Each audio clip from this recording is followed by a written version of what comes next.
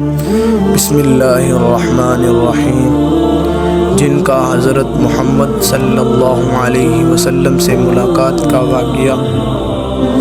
مکہ معظمہ میں ولید نامی کافر رہا کرتا تھا۔ اس کا ایک سونے کا بت تھا جس کی وہ پوجا کیا کرتا تھا۔ ایک دن اس بت میں حرکت پیدا ہوئی اور وہ کہنے لگا، لوگو، محمد اللہ کا رسول نہیں ہے، اس کی تصدیق مت کرنا۔ ولید بڑا خوش ہوا اور باہر نکل کر اپنے دوستوں سے کہنے لگا، مبارک ہو، آج میرا معبود بولا ہے اور صاف صاف اس نے کہا ہے کہ محمد اللہ کا رسول نہیں ہے۔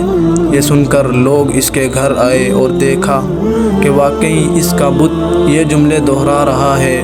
وہ لوگ بہت خوش ہوئے اور دوسرے دن ہی ایک عام اعلان کے ذریعے ولید کے گھر میں ایک بہت بڑا اجتماع ہو گیا تاکہ اس دن لوگ بت کے منہ سے وہی جملہ سنیں۔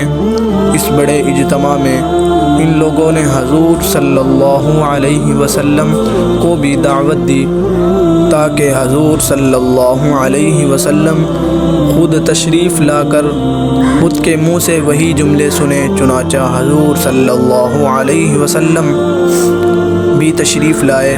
جب نبی کریم صلی اللہ علیہ وسلم تشریف لائے تو بت بول اٹھا، اے لوگو، خوب جان لو کہ محمد صلی اللہ علیہ وسلم اللہ کے سچے رسول ہیں۔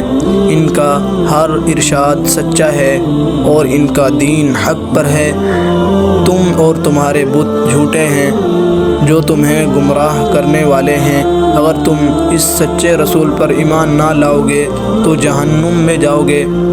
بس عقل مندی سے کام لو اور سچے رسول صلی اللہ علیہ وسلم کی غلامی اختیار کر لو۔ بت کی یہ باتیں سن کر ولید بڑا گھبرایا اور اپنے معبود کو پکڑ کر زمین سے دے مارا اور اس کے ٹکڑے ٹکڑے کر دیے۔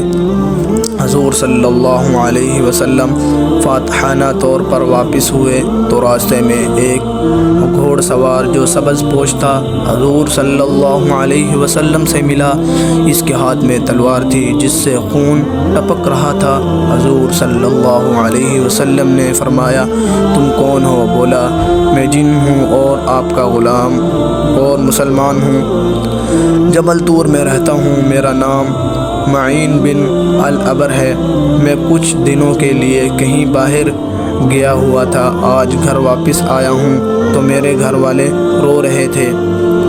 میں نے وجہ پوچھی تو معلوم ہوا کہ کافر جن جس کا نام مسفر تھا وہ مکہ میں آ کر ولید کے بت میں گھس کر حضور صلی اللہ علیہ وسلم کے خلاف فضول گوئی کر رہا تھا اور آج پھر وہ یہی بکواس دوبارہ بت میں گھس کر کرنے والا تھا۔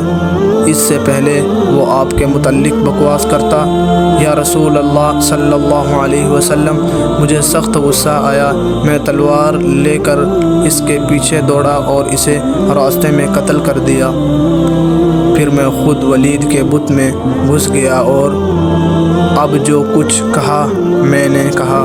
حضور صلی اللہ علیہ وسلم نے یہ قصہ سنا تو بڑی خوشی کا اظہار کیا اور اپنے اس جن غلام کے لیے دعا فرمائی۔